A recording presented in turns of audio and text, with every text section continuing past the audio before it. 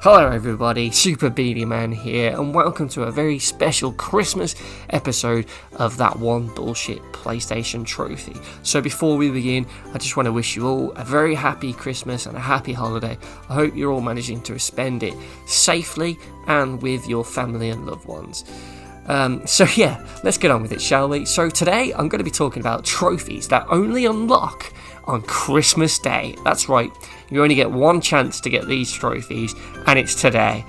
So you might want to get these out of the way before you eat too much and pass out on the sofa. First up is the Storyteller Bronze Trophy, which was available on Batman Arkham City on PS3 and later in the PS4 re-release. So this trophy requires you to have 12 murderous dates with the villain Calendar Man, who I admit I wasn't very familiar with, and the first time I seen him or heard of him was in this game.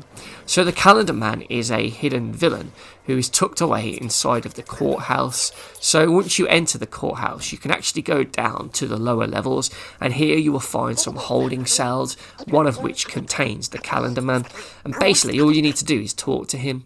And you'll notice just outside his cell there's a calendar with several marked dates on it, and these are the dates that you need to visit him on and talk to him in order to unlock this trophy. These are your 12 murderous dates with Calendar Man.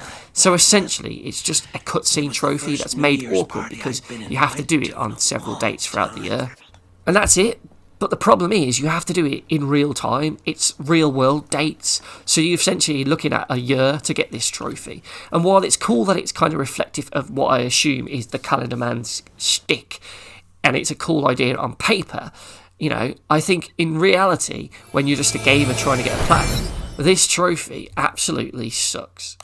Because Calendar Man is kind of tucked away, the chances are this will probably be one of the last trophies you need, so you've already beaten the game and got all the other trophies by this point. So just imagine having to be forced to come back to the game at all of these 12 dates throughout a year to get this stupid trophy. Valentine's Day. Hearts and flowers. The perfect occasion to smother my new love. What a tedious and drawn out trophy this is. And just imagine if you accidentally forgot one. My God. March 17th. The day set aside for St. Patrick, the holy man who drove the snakes from Ireland. And the importance of dates, don't you? Let me tell you about this day. This day of fools. Mother's Day. Time to pay. I wasn't real close to my dad, and after my first internment at Arkham, I never spoke at all. Plus the PlayStation 3 had a small HD, so you haven't got much space as it is, and having to leave this game on for the whole year is a bit of a pain. Every exit, and beneath this cell itself. What better way to celebrate Independence Day? Do you remember that wonderfully hellish August, Batman?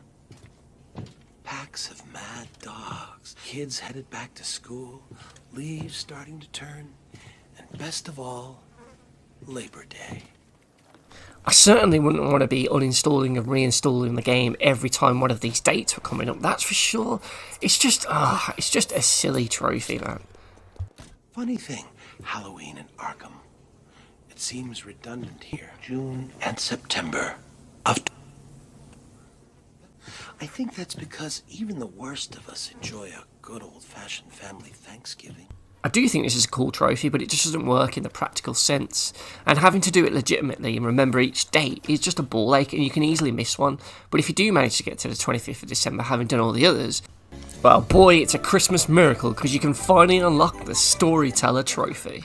And probably the Platinum, let's face it. Ebenezer Scrooge was a saint compared to old Judge Harkness. Remember him, Batman? Gotham's hanging judge, they called him.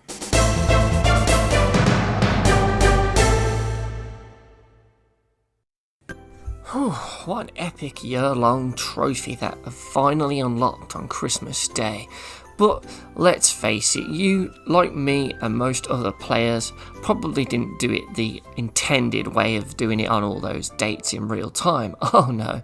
Instead, we just played around with the system's internal clock and changed the dates via the options and settings menu to the dates we needed, and then booted up the game to go and visit the calendar man on those set dates. This is a much more practical way of doing things, and it saves you hanging on to that game for an entire year if you're someone who likes to trade them in once you've beaten them.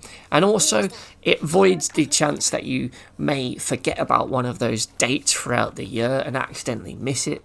So here you just basically go and visit him, and then once you visit him, go back outside, get the save, then close the game down, go back into the settings and then look at the date and time and change the date to the next one in the list.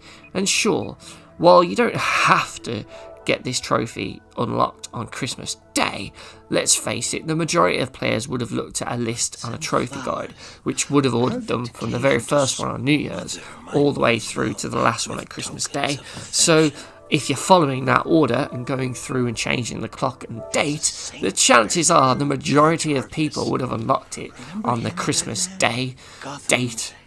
So that's why I've included it in this list. Okay, so one that is definitely 100% only available to unlock on Christmas Day is the Christmas shopping trophy in Psychonauts. Is this some kind of test? Don't worry, Raz, the trophy is as basic as the description states, as you basically just need to buy an item from the camp shop on Christmas Day. That's it. Seriously, for some reason, which I'm still not quite sure what the joke is, or if it has any meaning within the Psychonauts universe, but yeah, you just basically have to buy an item from the shop when it's Christmas Day. Why? I really don't get that. Like, what is the point? It's not like you get a unique cutscene when you visit the shop on Christmas Day. It's not like it snows on Christmas Day in the game or anything like that. It's just so seemingly random. And if you do know why it's like that, please leave a comment in the video comments below, whatever you want to say, because I would like to know. But yeah, you just have to buy an item from the shop on Christmas Day. So, yeah, weird.